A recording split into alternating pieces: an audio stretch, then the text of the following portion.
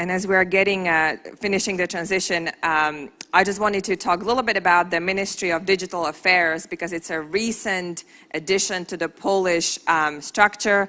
And our next speaker, Minister Marek Zagórski, he leads this ministry, and the ministry's mission is to create a digital boost for the development of Poland. The main tasks of the new ministry are to develop broadband infrastructure, support the creation of web content and e-services, and really to promote the digital competence among Polish citizens for government services. So Minister Zagórski, welcome, and the floor is yours.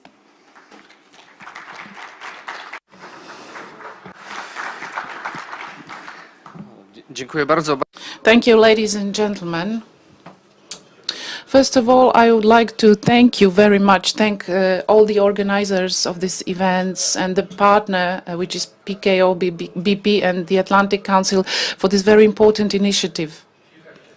A couple of months ago, we talked about this initiative, and I'm very glad it has come real. And I also do hope that the fruits of this event will be not only conclusions which will be part of the report which will follow the conference, but I do hope that there will be also a lot of initiatives that will follow this event. The subject I was given is a traditional one, is a very traditional, the role of technology and innovation in a changing international environment. So let's have a traditional approach by analyzing this, what is its impact on policy, changing environment, and the changing expectations of people, which takes into account dynamic evolution of migration processes in the developing societies and consumption, the development of consumption needs.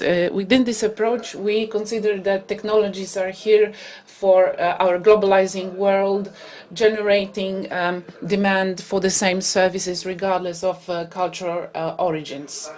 I would say that the more realistic approach is that technologies are a tool in order to gain competitive advantage on developing markets. We can also have another approach, which is that when we say that the new technologies are tools which support education, democracy, free flow of ideas, communication, facilitate communication. So I would like to suggest within my presentation another approach, and let's see how new technologies and innovation impact the international environment, change this environment, how, to what extent now we can judge that it's the impact of technology that decides how this international environment is shaped. We can say that it's nothing new because history has given us example when innovation and new technologies have had an impact on history. In the 20th centuries, we had great examples as the use of atomic weapon and nuclear weapon and Star Wars. This is what has changed the balance of powers in the world. Even those examples have shown that at that time, before, these were tools which were of political character, of political nature. It's politics which was using them for their only needs. So nowadays, I would say that political processes depend on technology. Technology is the same asset as oil. I've been repeating this. This decides not only about the strength of economy, but also about the political nature of political organization. So it's a power of political strength and source of threats. Moreover, there is a rhetoric question whether in this geopolitical order we are dealing with our political organizations, or should we also consider as important actors on this scene technological giants. Only a dozen of years ago, one of the tools of states was the control of military arsenal. The states had at their disposal the best technologies and the most powerful arsenal.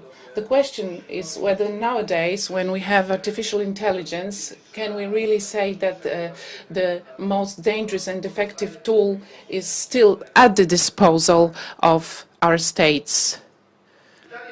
So the question is whether we are witnessing a race between countries, states, but maybe a race between global corporations. If it's so, what will be the result of this? The budgets of great IT companies often are equal to budgets of some states. We can see it very easily. Of course, global companies which have global interests, it's something normal. We are getting used to this, but the question is about the target, the objective. We need to define our basic goals in order to support all IT companies and cooperating with them, to define what values we want to protect and keep for the future if we adopt this value-oriented approach. What is really obvious is that the digital revolution which we are witnessing has brought a lot of advantage to the world, but the most important is ahead of us because the digitalization in this approach, which is a very idealistic approach, spreads effective business models, supports foreign investments, and allows for developing countries to reach up the next tier of economic development. The activity also of my ministry has shown to what extent new technologies can shape in a very positive way our reality, because we have a national project which is IT educational project and the use of new technologies for disabled people. So this has shown how digitalization is a good tool in shaping our reality. So I would like to refer to this because at the basis of this developing technology, the very beginning of this revolution, we must stress it, was related to the activity and the culture of Western civilization. This is the foundation of all this, the values of democracy and state sovereignty. Our civilization is concentrated on the human being. The human being is at the very core of the political and cultural interests. So the human being is defined by Western values, which we respect. So looking at this race between corporations too, we have to replace this fight or concentrate on the fight for the values, to defend values. How to do this? Well, the simplest way is to show that values generate capital. If we choose a different way and we drop our values, the risk is that thanks to technology we will reach something which totalitarian system have not managed to do. We understand it very well in Poland. Most of you have read Orwell, and we all understand how technologies can be dangerous when they are used against values, against the welfare of the human being. So we should have a system where values are the best choice from the economic and political point of view. We should wish that our choices are the simplest possible, so that we don't drop something which is an important value for us. So in this rivalry of giants, we should keep in mind the fact that the well-being of the human being should be at the core of our thinking. So that's why we need this transatlantic partnership based on solidarity and great involvement based on also implementing cybersecurity systems, but also based on a very good information system, a system which is based on interoperability, good data exchange, certification, verification of information, personal data control systems, and what's important, what should be stressed, based on data use ethics. Also, in the context of cybersecurity, and above all, I would say, in the context of cybersecurity. It's worth promoting the idea of cybersecurity within Atlantic Alliance, the Atlantic Alliance, not only as concerns personal data, but also non-personal data and access to this data. So as a target, we need an agreement as regards all the aspects of digital economy. What is the greatest challenge now, which is ahead of us, is to define a common model of the 5G network security, which we are now experiencing today. This is the greatest task ahead of us, not the only task which is ahead of us, but one of the greatest. So that's why we need a new dimension of cooperation, the consolidation of assets, resources, partnerships, and investment. If we want to reach the common goal, which is maintaining the common values of the Western world, we need to think about a new plan. I don't want to exaggerate, but maybe let's think about a new Marshall Plan, which will need it to use common resources of the United States, of Europe, and of our region. The use of these common resources will allow us to have a greater trust and look forward with greater trust in this great race between states, countries, and between corporations.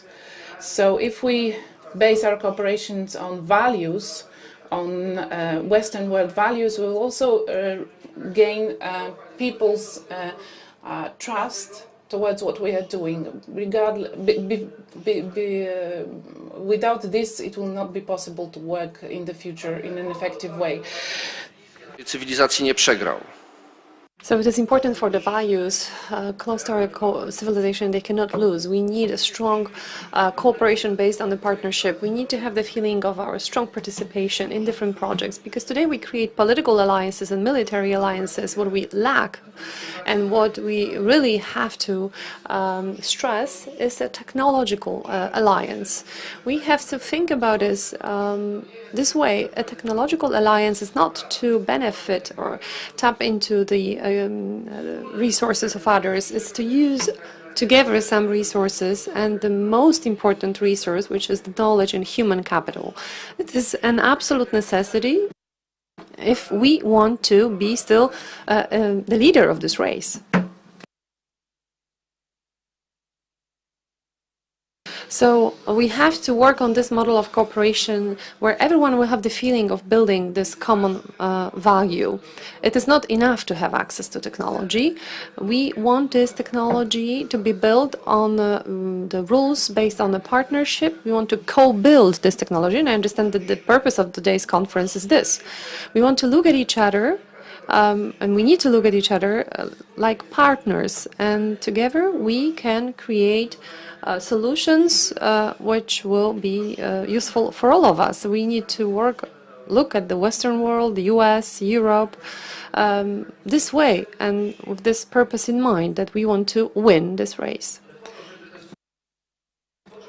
But in order to be successful, in order for this vision of a technology based on our values to win, we need to do it. And I would like to remind you what sailors like to say, all hands on board, like you see on the slide. And this is what we all need today. We need all hands on board. We need full engagement, full involvement of all partners, and a very close cooperation in order to be able to talk about the role of Poland, the role of different states of our region, as regards cybersecurity, in order to be able to talk about the use of technologies prepared by American companies and Western Europe companies, to be able to develop these solutions together and to have this feeling that we are doing it in the interest of our citizens. And for the citizens to understand this interest and to understand that we do have at the center of our attention their well-being, and that technologies are made to protect our system of values. And if we work this way, if all hands are on board, then we will be able to sail in the right direction. Thank you so much.